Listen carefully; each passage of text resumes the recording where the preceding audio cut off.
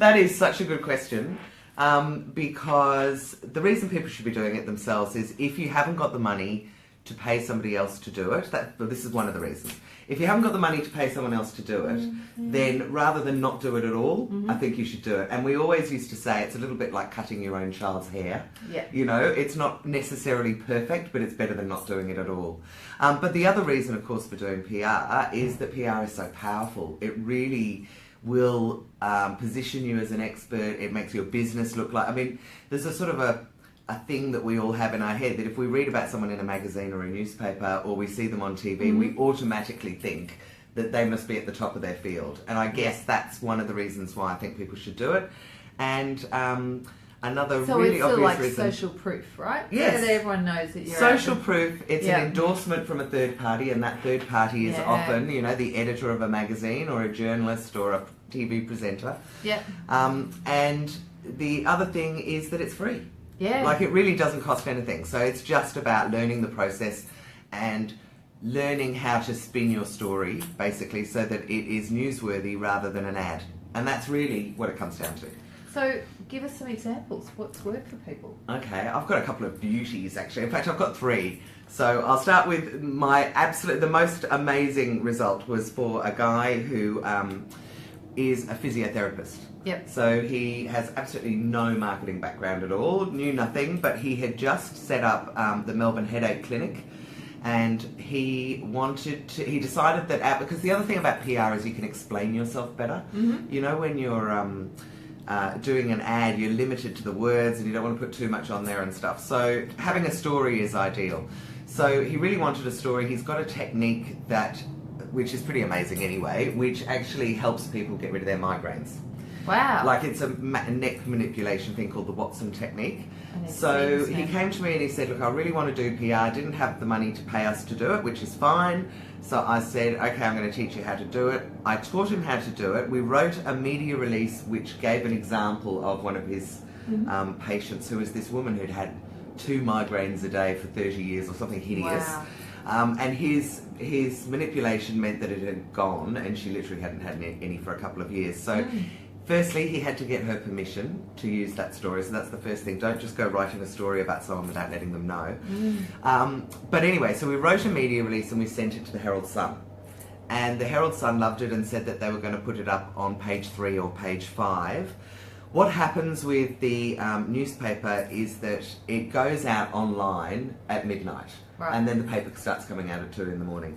So at midnight it went online. He started getting a little bit of activity on his website. In the morning he was woken by a text from someone who said they were at 3AW and they were a producer and would they be able to interview him about it. Whoa. He thought it was a joke from his mates, so he didn't answer it for the first couple of times. Did in the end. Did the interview with 3AW, very nervous, as we all are, because, you know, like, it's a bit scary. Did the interview, which took about 5 minutes, went into the office at 8:30 in the morning, and the phone started ringing. And he got every single one of the evening news asked if they could interview him, because he'd been in the paper. That's the way it works. So the evening news is looking at what's happening in the morning newspaper. Every single one of the evening news couldn't fit in SBS, but all the rest of it did it. And get this was the results he got. He said within 5 minutes of the news ending, he had a hit on his website every minute for the next 3 hours. Wow. Within 2 days, he had 7 months worth of business.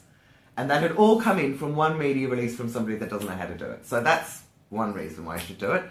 I worked with an awesome woman called Chi, who runs a business called Turkish Merkish, which is Turkish towels. So she'd come from a corporate background. She is Turkish, so she wanted to sell these towels in Australia. So taught her how to do it. One of the really strong ways that she got coverage was that she offered it as prizes. So if you can't always get stories, and I mean she did get some stories, but the other option is that you can offer prizes, because we know, we love prizes. There you go. The media outlet and the reason Business in Heels love it as well is you can really promote it out to your audience. So she did a whole lot of giveaways, including one on Studio 10.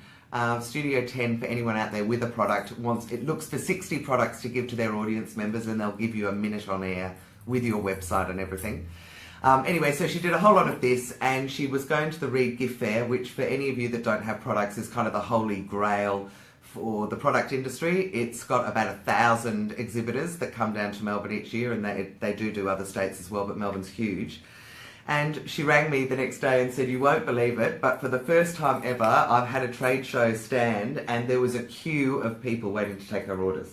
Whoa! So again, because they had read about her in Rush magazine and seen on TV and all the rest of it, she got that kind of a response. So that is kind of what PR can do for you.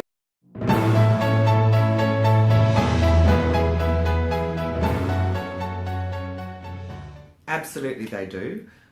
There's a really good example of that. I was actually on a panel a couple of years ago for the NAB Small Business Summit, and it was all about how to get the media to take notice of your business.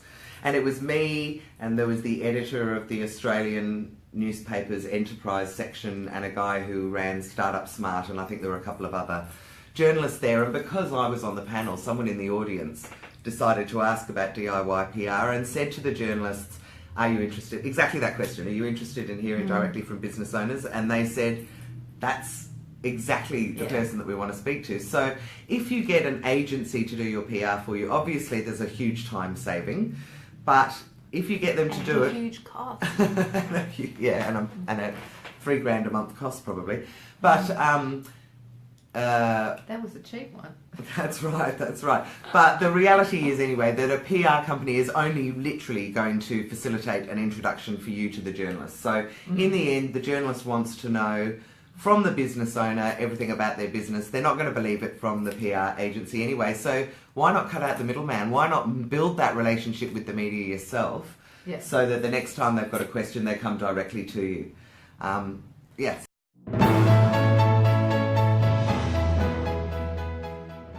So there's a few different ways to contact. So obviously there's email, which I think we all love. It's nice and passive. You know, you can just send it off and cross your fingers and toes that it works.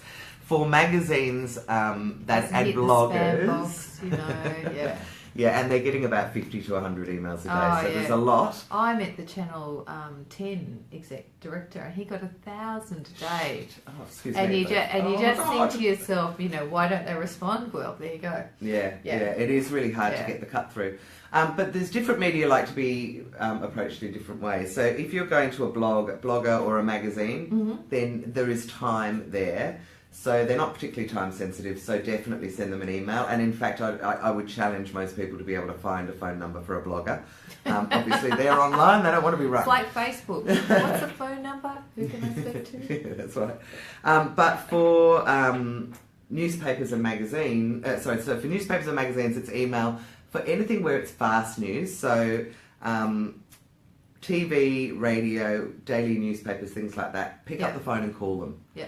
Because really they haven't got a lot of time, and if your story is something that's happening today or tomorrow, then you don't want them to wait and suddenly find your email at 8 o'clock that night. So just call them, a quick phone call, and let them know that you've got a story and who is the best person to send it to, and they'll give you all the details, and that way you kind of get a quick answer as well. And then if they are interested in your story, they'll ask you to send them more information, and off you go, you know, and then you'll know that the story is being done.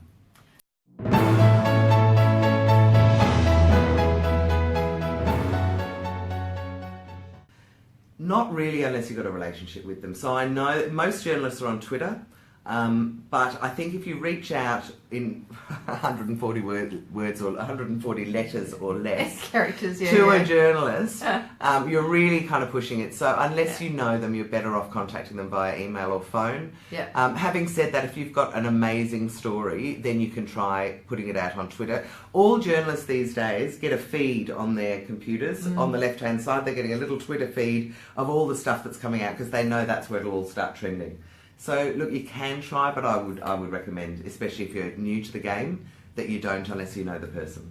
Well, or you try and build a relationship, don't you? So you should start liking their stuff and making little comments on it, and you know, and maybe you might even say, you know, if you were looking for a story, what kind of a story would you want? Yes, thank you. So I'm too busy Jules leaving is out. disappearing off the screen. Sorry. Okay, No, I'm in the please middle come again back. now. So for those of you who just joined us, I'm here with Jules Brooke from Handle Your Own PR, and Jules has done an amazing job to make PR really simple, and she's sharing with us tonight some of her tips. And the final thing she's going to do for those of you struggling with your newsworthy stories is she's going to offer a free 20-minute session for any of you that want to have a chat with us. So, yeah, which is really... Aren't I lovely? Which is really generous. Look, and I think, you know, we're really passionate about women in business being successful.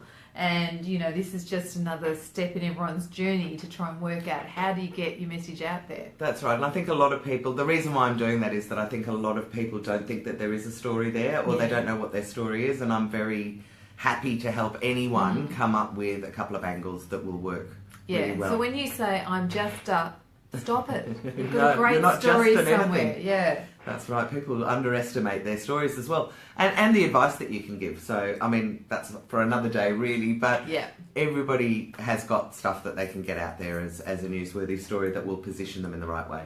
Yeah.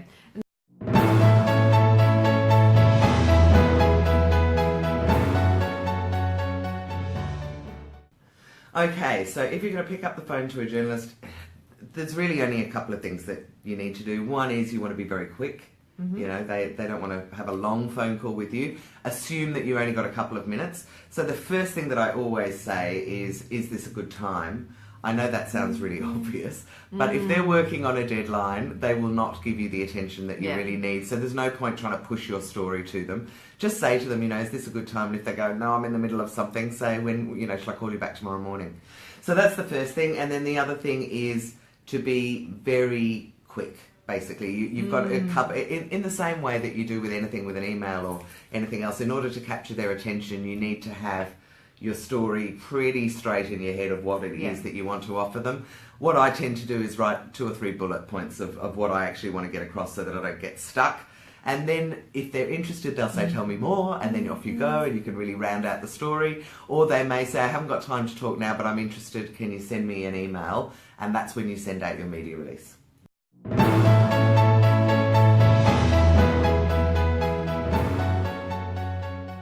Okay, so if you're going to send an email to a journalist, you just keep it short and snappy. So people, the only thing that I would say to be careful with is your subject line, because it needs to really get cut through. Yeah. So, I mean, I did have someone who I was working with. So you don't say media release? You don't say media release, and you don't say pitch to Herald Sun, which someone once said to me, was that a good idea to put in the heading?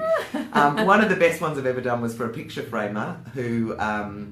We put together a media release where they were offering tips for how to hang things on the wall and you know, the best way to secure your images and the best kind of frames for pictures. And the heading was, Are You Well Hung? And for, I would imagine, different reasons for the men and the women, everyone opened it. So he got about 30 stories. So something that's a bit funny. You don't want a big, long epiphany in the subject line, you know, maybe 6 or 8 words. And then your media... Your email is going to go, hi Mary, or whatever the name of the journalist is. You know, I'm really excited to tell you about whatever it is that you're excited to tell them about. Please find my media release attached and let me know if I can be of any more help, or if you'd like high-res images, or if you'd like to interview someone. If you've got products, you might offer samples in the email and say, you know, if you'd like to see a sample, I can send one to you. But short and snappy, that's what you're doing with your email. Okay.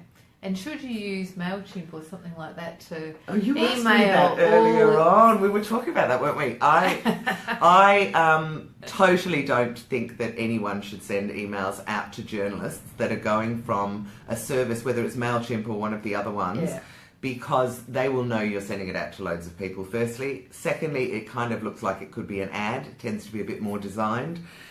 Or it might be a newsletter, and you know, you're just not going to get that cut through. So you really want to send them an email with their name in it, you know, that says hi Mary. You've got to personalise it. Yeah, I mean, we're all inundated with emails these days, and if it doesn't say my name, I'm really kind of half under the Yes. And the subject line needs to be clever enough to make me to open it as well.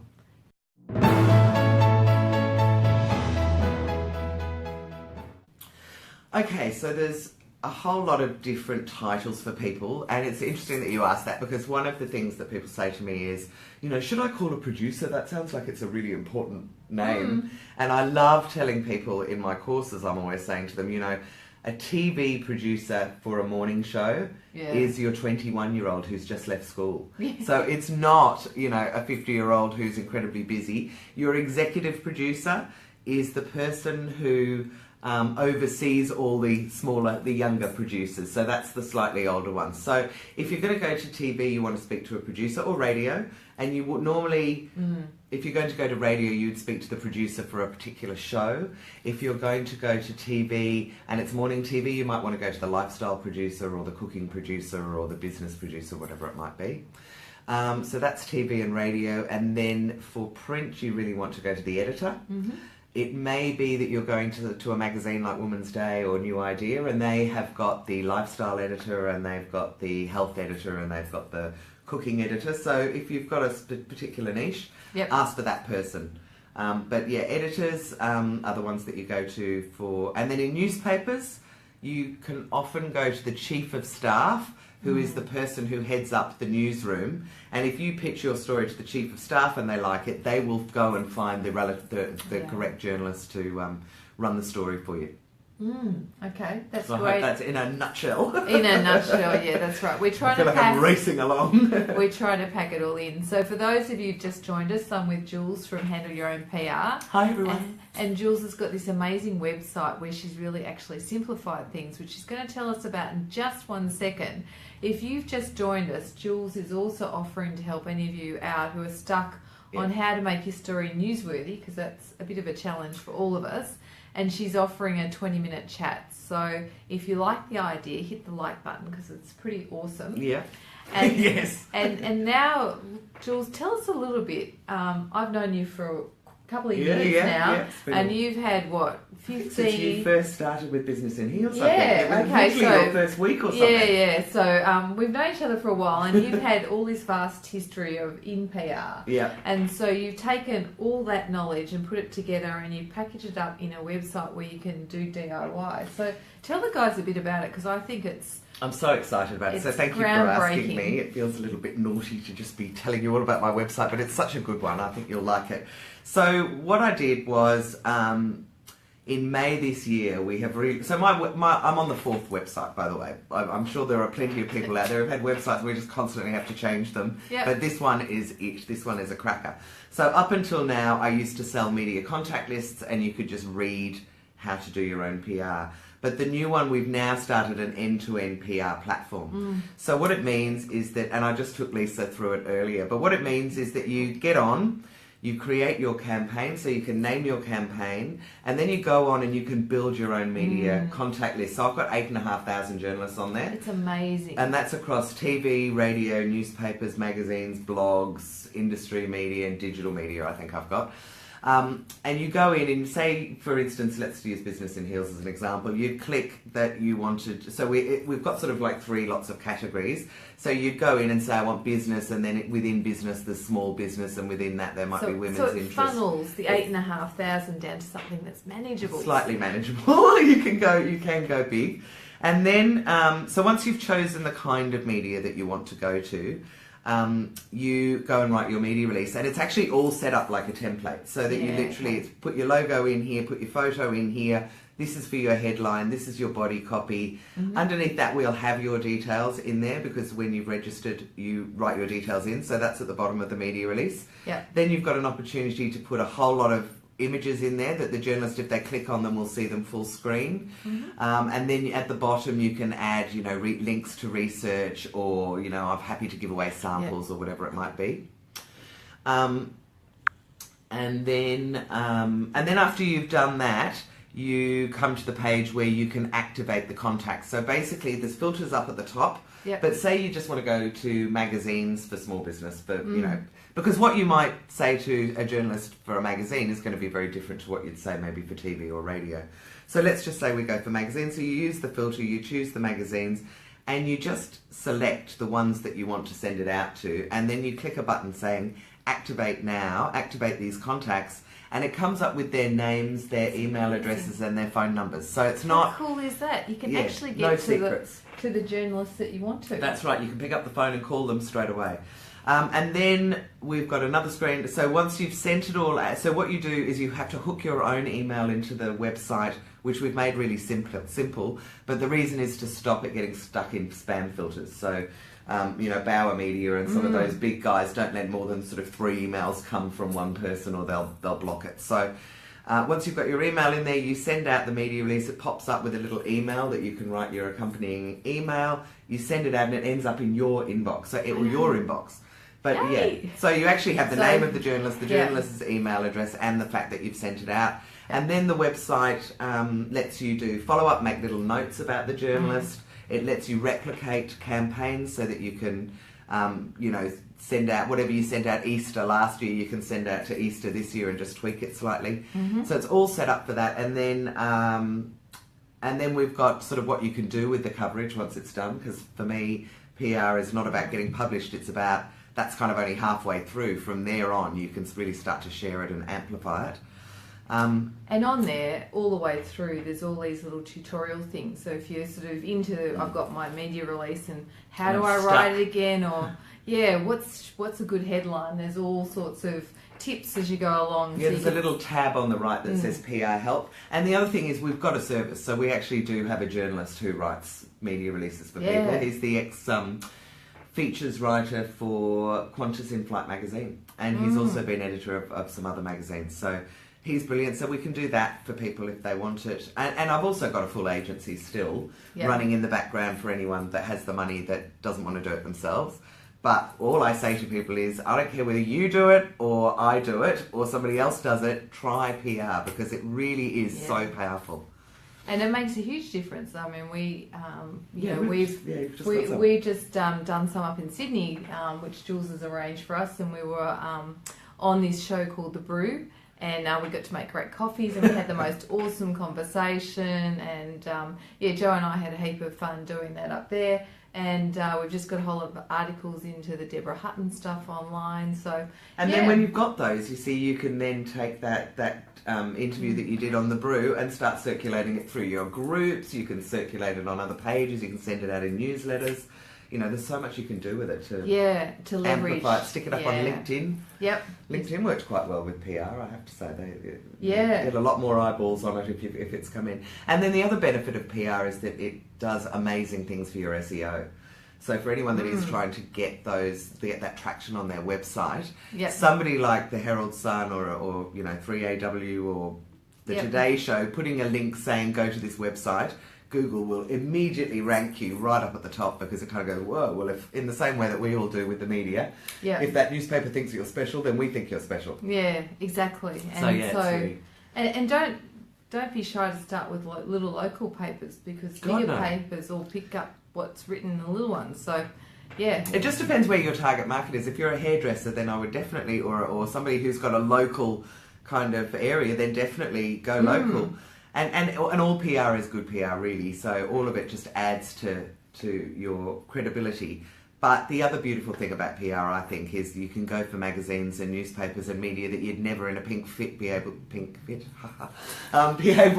afford to advertising. I think I'm delirious. It's too late. I think pink is Jules's brand, so that's all good. So, just to wrap up, Jules has shared some really valuable tips with us about how to get in contact with the media.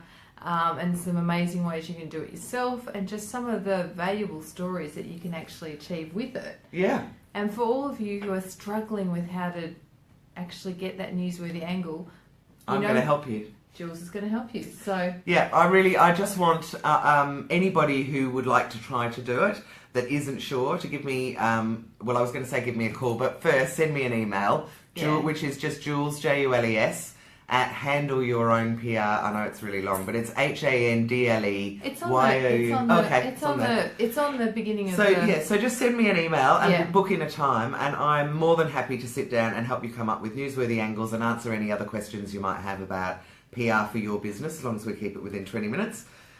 More than happy to, and I think that anybody who tries it is going to be really glad they've tried it. Yeah, exactly. And if you know a friend that actually could benefit from this, feel free to share out the video at the end of this. So, absolutely.